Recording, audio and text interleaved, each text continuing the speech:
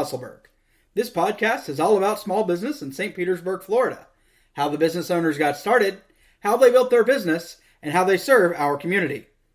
I'm Brett Bittner, and I'm the host of Hustleburg, and I started Beyond Your Side Hustle, a marketing firm where we help budding entrepreneurs go beyond their side hustles and ditch their 9-to-5s. As the founder of a small business here in St. Pete myself, I love meeting and talking with fellow small business owners. Lucky for you, I also like to record those conversations for you to listen to. If you find anything of value in this episode, I encourage you to subscribe to the podcast, because there are probably more nuggets in other episodes, both past and upcoming. It would also be great if you rate and review the episode to let us know what you got out of the conversation. If you have a question about marketing, building your brand, or operating your small business that you'd like to have answered on a Q&A episode, please visit beyondyoursidehustle.com/podcast question to submit it. So these Dutch-style bikes that are a mobile bar, why is that what it is you do? It's kind of dumb luck, Okay. actually. It started back in February 2006. I got an email from a fellow home brewer, lived in Minneapolis and part of the Minnesota Home Brewers Association. He saw one in Belgium, actually, took a picture of it, and it was more of a joke email, ha ha ha, would this be fun as a club vehicle for events, parades, things like that. Well, I saw it and I said, dang, that's one of the coolest things I've ever seen. Sure. I zoomed in and I could barely make out the name Het Fietscafé, did a Google search for that and found this Dutch website, the kind of website where you press a button and it translates and it's kind of hacked, but you can kind of figure it out what they're saying. Sure. So I could figure out their email address, so I clicked on that, sent them an email, said, hey, would you guys like to give us directions on how to build one? The Home Brewers Club might want to put one together for events and parades. And they write back, no, we're not going to do that. Okay, so how much would one cost if one were to buy one?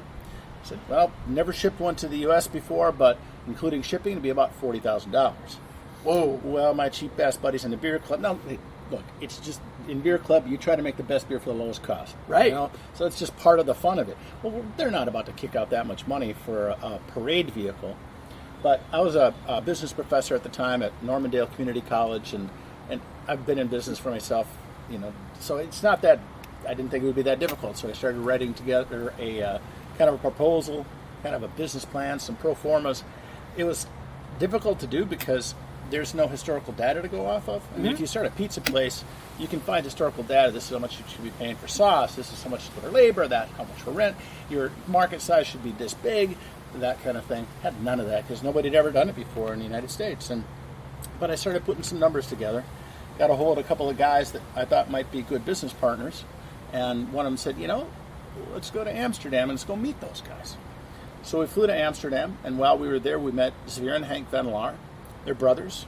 Xavier was a truck driver. Hank was a welder. Their dad was a welder. Just blue-collar guys. And they dreamed this thing up on the back of a bar napkin in Amsterdam. Wow. Yeah. And the bar owner saw what they were drawing and said, hey, if you get that ready for the Queen's Day Parade, which evidently is like the hugest thing in Amsterdam, Okay. I'll pay for the parts. And that's how they had developed the first one 4 or 5 years prior to us stopping there. While we were there, they said, would you like to be our U.S. distributor? Well, that's what we wanted to do. So it took about 6 months to work out the international distribution agreement, because even though we have the same common law base, theirs is a little different than ours. And what governing law are you going to use if there's a dispute, things like that. But we got the first one delivered in March of 2007 in Minneapolis.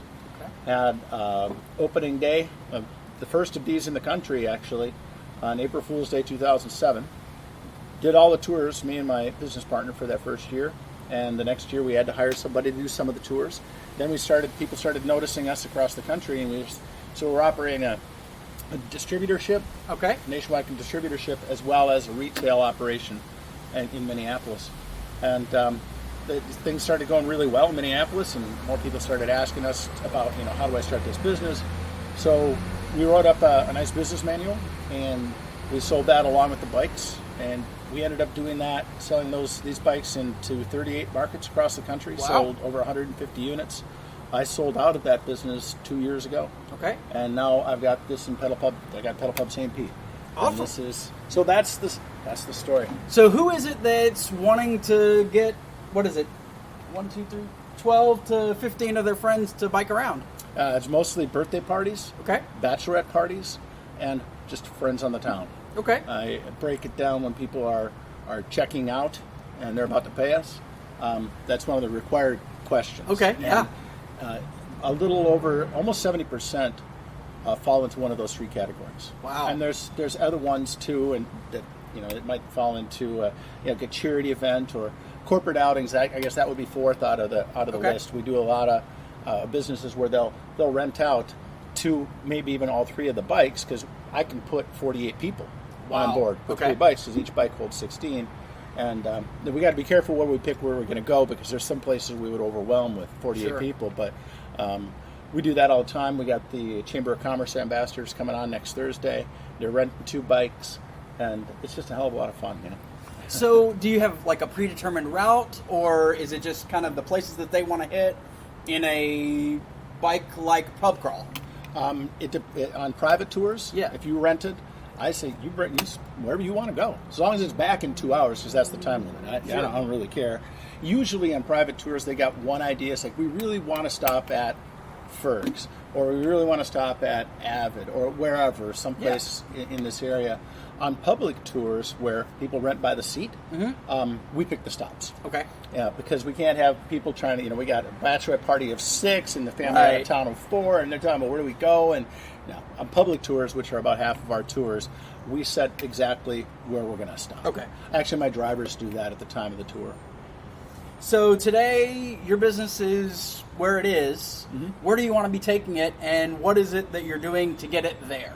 Well, as this business has been here I started in 2012, so this is our beginning of our 8th year. Okay. And what I want to do is maintain stability in sales, because what happens, and has happened across the country in all the other markets, all 38 markets, is about year 6 or 7, that's when sales start to come down a little bit Interesting. and plateau, because all the locals have done it. Okay. 3 or 4 times, some of them. Right. And in a lot of places, you don't have any kind of tourist business going on. Sure. So I'm not looking to grow beyond these 3 bikes, because there isn't going to be that much demand for it. And I can't stir up or create more demand for it. So yeah, that's where we're. So you're just looking to at, keep the 3 bikes full, and kind of stave off that 7-year. Yeah, Decline or plateau. Kind of inevitable. I Okay. mean, you're the cool new thing. I mean, the first few years are a real struggle. I mean, we Right. just about went under in the first few years. One of those things you keep on tossing money at something, saying, "Well, maybe we're going to get it to work." Okay. Right?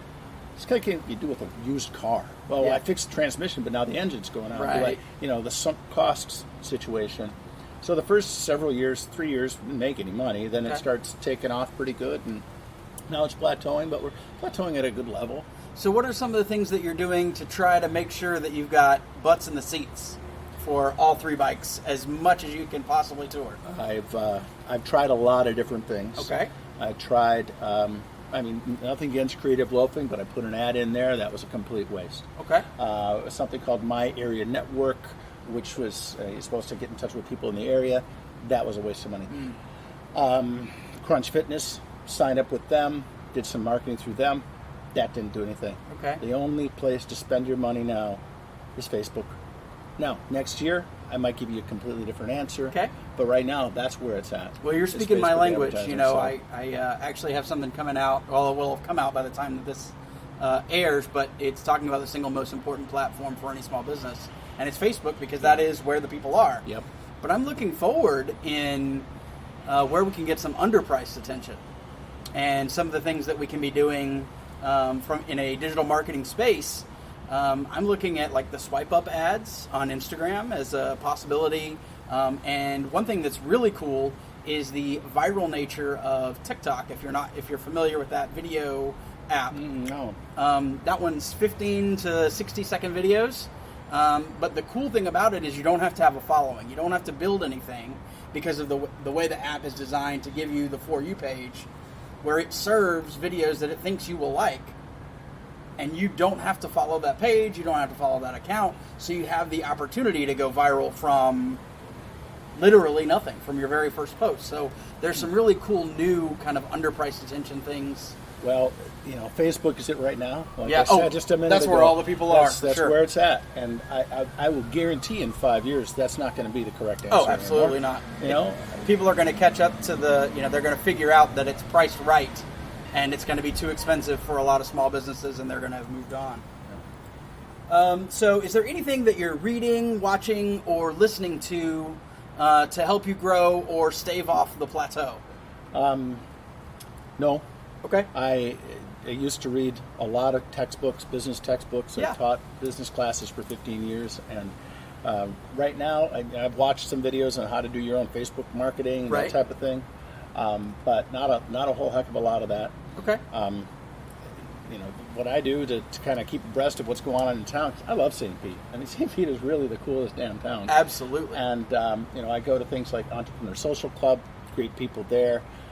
There's another one called Brewing Up Business, where you network and drink beer, which is totally That's right up your alley, right? And I keep abreast of what's going on in town. I talk to the local business owners here, and see, hey, who's moving in. There's a whiskey distillery that's going to be moving in down the street here, so I stopped there. American Freedom Distillery, and I think the gal's name was Melinda. Anyway, it doesn't matter what her name was, but that's good. That's huge. Going to be huge. I met a gal that's working for the State Theater on it's like 7th and Central, but they cleaned it all up, and that's going to be a really nice event space. They're going to be opening up in April. Didn't they just finish remodeling? They're going to be hopefully opening in April. Okay, that's the goal. It's gutted, and they're working on the insides now, but that's going to be popping open soon. And I just keep abreast of things by just being out and talking to other business owners and other people around town. So when you aren't working on Pedal Pub and when you aren't giving tours, where can we find you doing what in the St. Pete area? You could find me at the gym. Okay. I try to go to the gym every day. Sure. You'll find me, and it's kind of a weird blend in my life because I don't think of it as work, but I do go to all these local places and bars and restaurants and make sure, okay, is this going to be an appropriate stop for my tours? Who are the people that work here? Are they nice folks? That type of thing. And other than that, you see me, you'd probably see me around town a lot now that I think about it. Okay. What is one of your favorite, completely unrelated to work activities to do around here? Unrelated to work activities to do around here? Yeah. Festivals. Okay. If there's some live music playing, I'll go see the Black Honkies, all of those guys. I've been to Janice Live a couple of times, and I think that's a great venue. Okay. I'll go over here. We're real close to Three Daughters, and they've got a venue there, and it's kind of unrelated. It is unrelated to work, but I still am always eyeing it up for, okay, should we stop here? How is the service? What are the prices like? And I pretty much never stop thinking about business. Okay.